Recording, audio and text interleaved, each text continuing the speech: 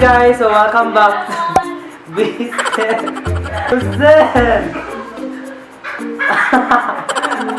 Oh my god. Hi guys, so welcome back to my channel. So for today's video, magkaiba siya sa previous video ko na usually nag-haul ako or something nag-review. So today's video, I will be doing the how I edit my Instagram photos. As you can see, magkaiba yung background ko sa usual background ko because andito kami sa bahay nila Marian.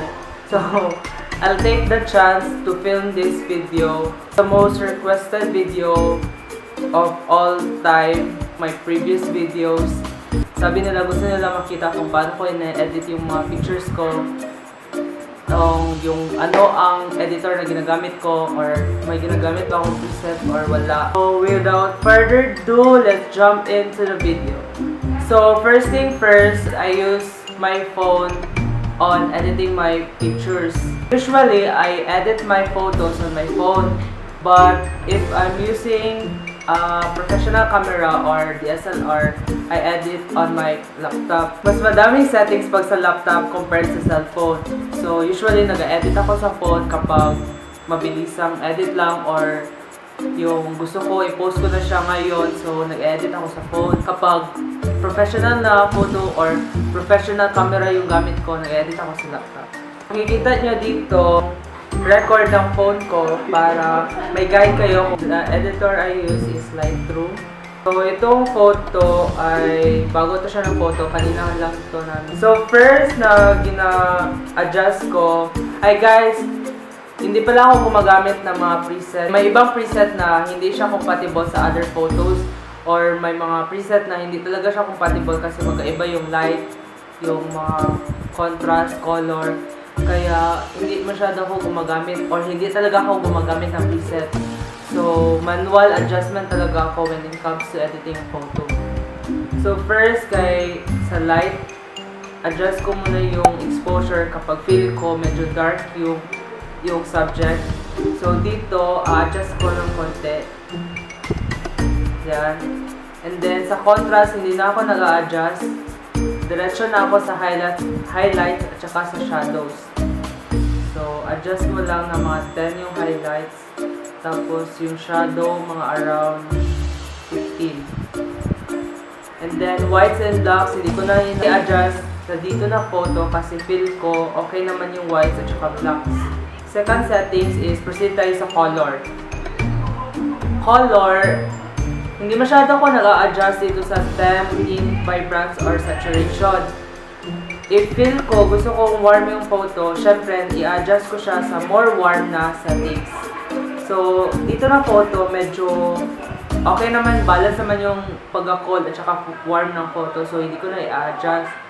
So, diretso na tayo dito sa mix. So, dito sa mix, medyo dito yung mga... Usually, dito ako tumatagal kapag nag-edit ng photo. Kasi each color ng red, orange, yellow, green, blues, and violets, dito mo ma-adjust lahat ng mga colors. So, now, proceed tayo sa red. Sa red, kasi wala naman masyadong red dito. So, adjust lang natin ng luminance konti. And then, sa orange, ang orange usually sa skin. Sa skin to siya. So, adjust lang natin ng konti ang luminance. And then, saturation, mga around 5. And then, next, sa yellow. Sa yellow, feel ko okay naman yung yellow dito sa pictures. Hindi naman siya warm, hindi din siya medyo saturated. So, hindi ko na siya i-adjust. So, proceed tayo sa green. Sa green, makikita nyo na may grass sa baba. So, gusto ko siya mas light. Dito nyo din makikita kung gusto nyo yung parang teal and orange na edit. I-adjust mo lang yung parang, gusto mo yung parang dry na leaves. I-adjust mo lang yung hue pa left or negative para makuha mo yung dry na leaves. So, try natin. So, as you can see, yung parang brown na pag-green na yung leaves or yung grass sa baba. Pero hindi iyan yung gusto ko sa dito na photo. Gusto ko medyo natural lang. So, back natin siya sa 0. Then, add lang natin ang konting saturation. And gusto ko din, medyo may highlight siya. So, add natin ang luminance.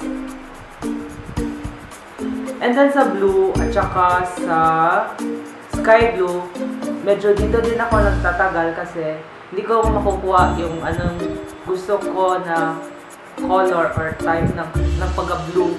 Since dalawa yung blue dito. Meron yung sky at saka yung beach. So, adjust lang natin ng konti yung sky blue. Right. Plus 10 or 8. Then, add ng luminance konti. Then, proceed tayo sa blue.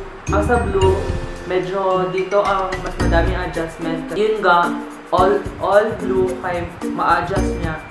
So, adjust natin siya pa left to negative 14. So, feel ko, yan na. Gusto ko yan siya na pag-blue. So, luminance, add lang natin ng konti para medyo may highlights din yung clouds. Hindi siya medyo dark.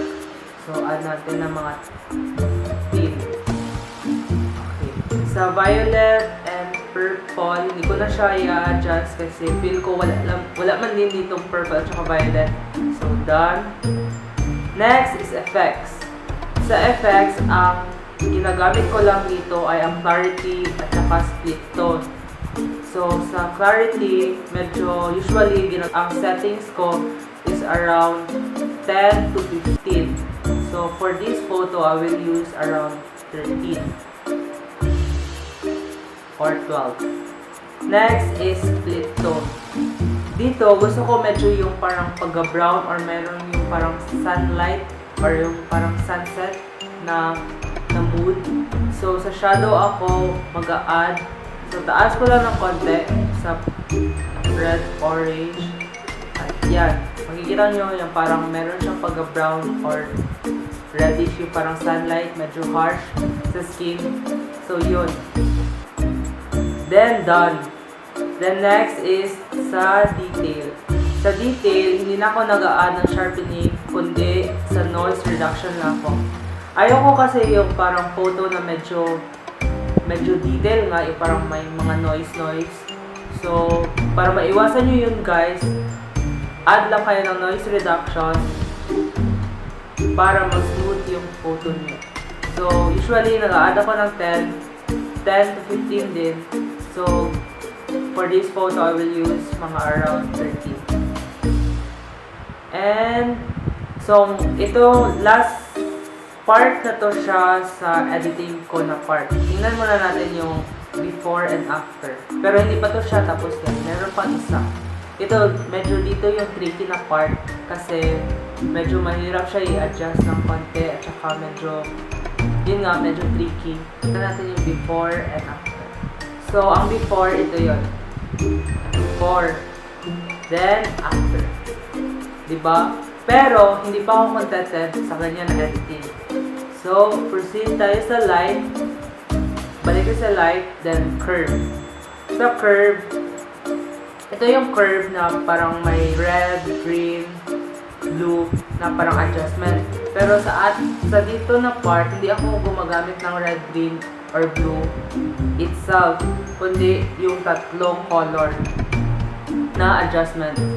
So, add lang tayo ng isang dot dito sa second na part, sa second na line, pataas.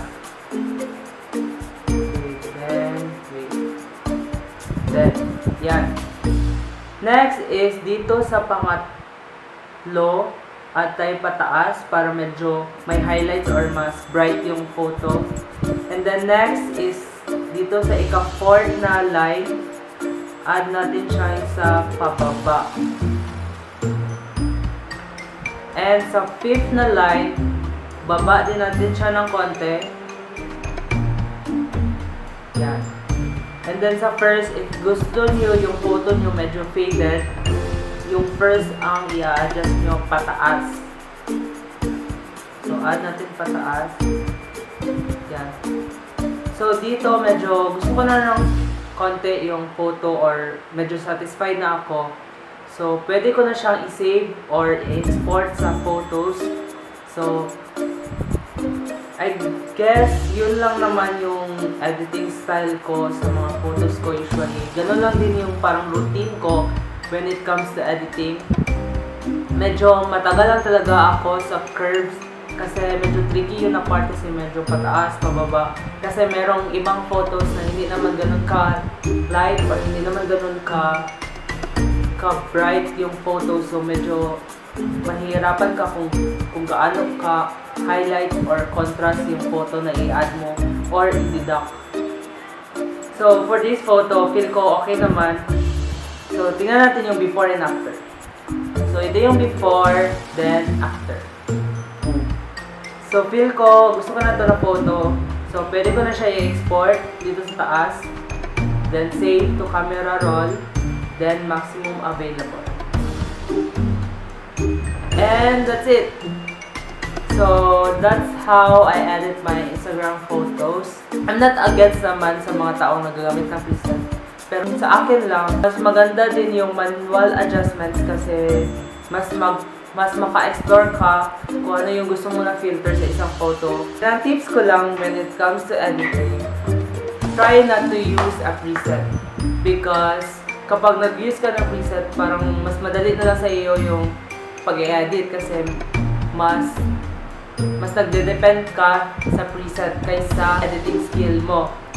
Kasi kapag manual adjustment ka, ikaw lang mismo yung nag-edit ng photos mo, then mas madami kang ma-discover kung ano yung color type or filter na gusto mo sa isang photo. So, yun lang yung tips ko ata. So, again, I'm not a professional editor or professional photographer, but at some point, I know some things that I know, that I've learned by myself. I guess that's all for today's video. I hope you enjoy watching this video. I hope you appreciate my effort and time in doing this YouTube channel. If you're new to my channel, please subscribe down below. And if you like this video, don't forget to give it a thumbs up. And don't forget to comment down below what you guys want to see in my future video. Yes, that's all for today. Thank you guys for watching. Bye!